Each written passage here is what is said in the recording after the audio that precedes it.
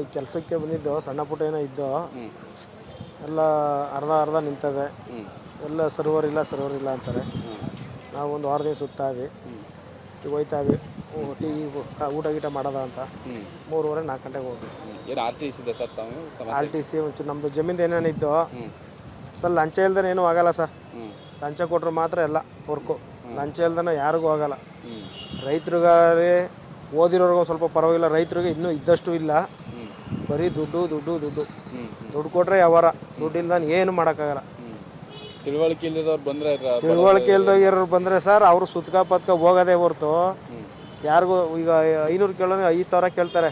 500 ಖರ್ಚಾಗೋದಕ್ಕೆ 5,000 ಕೇಳ್ತಾರೆ. ಹ್ಞೂ ಅವ್ರಿಗೆ ಮೀಡಿಯೇಟ್ರ್ ಕೊಟ್ಬಿಟ್ಟು ಹೋಯ್ತಾ ಇರಬೇಕು. ಹ್ಞೂ ಅವರು ಇವತ್ತು ಕೊಟ್ಟರೆ ಇವತ್ತು ಸಾಯಂಕಾಲಗಳಿಗೆ ರೆಡಿ ಮಾಡಿಕೊಡ್ತಾರೆ.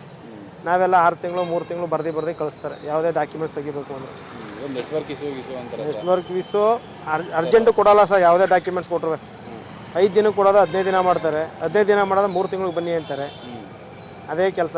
ಸರ್ಕಾರ ಈಗ ಇದೆಲ್ಲ ಬೇಗ ಸಿಗಲಿ ಸೇವೆ ಅಂತ ಇದನ್ನ ಹೊಸದಾಗಿ ಡಿಜಿಟೀಕರಣ ಹೊಸ್ದಾಗಿ ಮಾಡ್ತವ್ರೆ ಸರ್. ಇನ್ನೂ ಆಗಬೇಕು. ಇದು ಸಾಕಾಗಲ್ಲ ಇನ್ನೂ.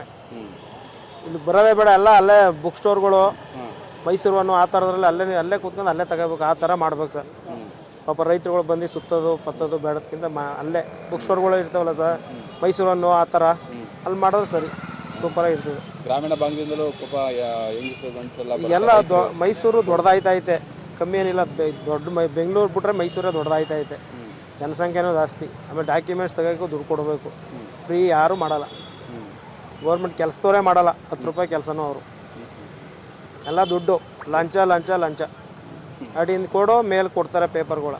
ಅಷ್ಟು ಬಿಟ್ರೆ ಇನ್ನೇನು ವ್ಯವಹಾರ ಆಗಲ್ಲ.